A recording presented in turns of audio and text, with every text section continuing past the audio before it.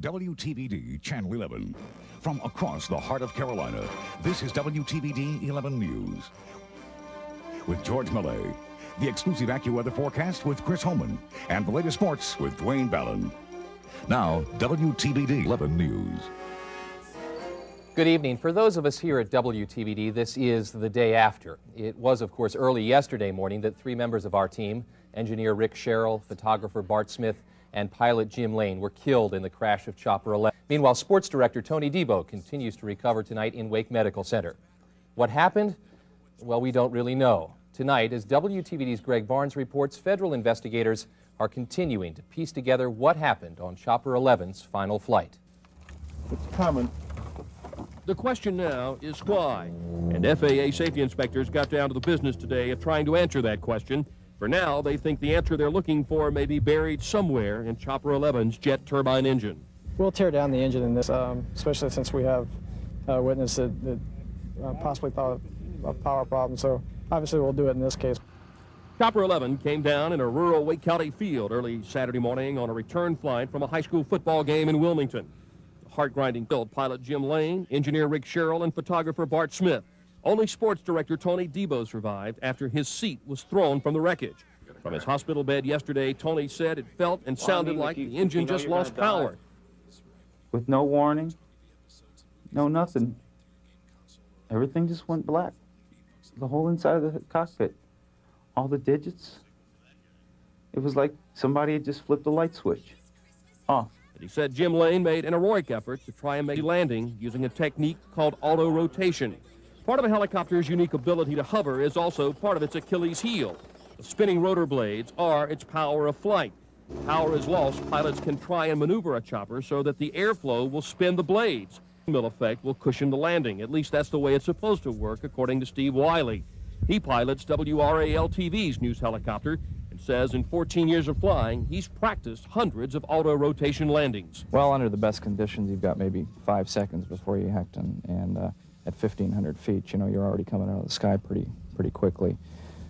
Couple that with flying at night, and you're just, you know, reducing the outcome. At this point, investigators have sort of pieced together what they think may have happened. Jim was coming around those trees at a high rate of speed, no doubt trying to make an emergency landing. They say this skid right here marks the spot where he probably first hit the earth. Ironically, this skid, or the one right over there, may have actually saved Tony Debo's life. Investigators say when they were free from the undercarriage of the helicopter, they also broke the bolts that held Tony's seat down. Right over here are 3 gouged out holes in the earth. That's where they think the chopper blade struck as the chopper came in. At that point, they think the helicopter basically started rolling over and disintegrated as it rolled towards where it finally came to rest over there. FAA inspectors hope to have the engine torn apart and some answers before Christmas. But when or if we ever know what caused this tragedy, it still won't ease the pain. Losing 3 good men, 3 men that we knew, worked with, and loved. In Wake County, Greg Barnes, WTVD 11 News. Indeed, the hours since the crash have been extremely difficult for all of us here at WTVD. We lost our colleagues, and as Greg said, we lost our friends. Pilot Jim Lane, Chopper Jim as we all called him, had a world of experience behind him. He had a military background, considered a pilot's pilot, always cautious, always careful. Jim was 48 years old. There will be a memorial service for him this Wednesday at the Church of Jesus Christ of Latter-day Saints. That service begins at 11 a.m. Engineer Rick Sherrill was the man who brought the pictures to your home, no matter where the story was breaking, no matter how difficult the assignment. Rick made it easy for us to communicate. He was 33 and will be buried tomorrow in Monroe, North Carolina. And photographer Bart Smith, the 6'6" gentle giant, as his friends describe him.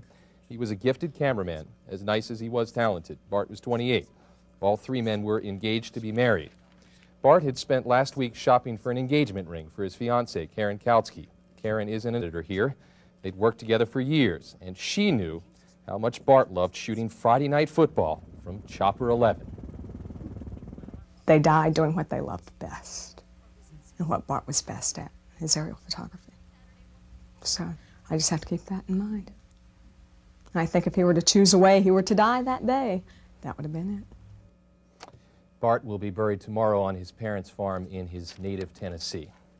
Well, our sports director, Tony Debo, is truly the miracle magic story. He's badly bruised and he has a fractured ankle, but was able to walk with the help of crutches today. The phone in Tony's hospital room has not stopped ringing. He says that friends and well-wishers have been incredibly supportive, and he wants to make sure everyone knows how much he appreciates their... Still today, Tony's struggling to come to grips with the sudden loss of his 3 friends and the unanswerable question of why he was allowed to survive. Well, since yesterday, all of us here have been touched by your response to our tragedy. Today, our friends at rock radio station WRD dedicated their jazz brunch to Bart, Rick, and Jim. Meanwhile, many prayers were said for our WTVD family in churches all across the heart of Carolina this morning. As I said, that's touched us. But Dr. Stephanie Pender, a psychologist who was kind enough to come by WTVD this afternoon, your involvement in our loss should not come as a surprise. Thankfully, many of you think of us as family. The tragedy affected our viewers in much the same way it affected those of us who work here at WTVD. Everyone watches the news, and so everyone, as if they know or knew these 3 men and know Tony, regardless of whether they've actually met them at some time or another or not. Indeed, you shared in our loss. Like us, you had no warning, no way to brace yourself for the shock. Jim Lane was a frequent visitor to elementary schools throughout the heart of Carolina. And to the children, he was nothing short of a superhero, a real-life possessor of the right stuff, able to answer every question about his remarkable craft. Children are fascinated by flying, and Dr. Penn okayed to talk about the crash.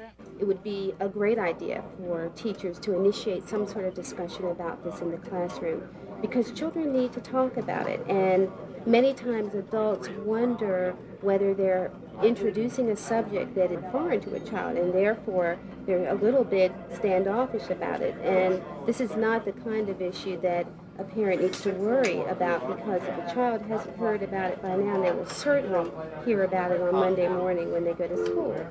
Dr. Pender says for anyone feeling a sudden loss, the strong emotions of sadness, even anger, sometimes depression can often follow.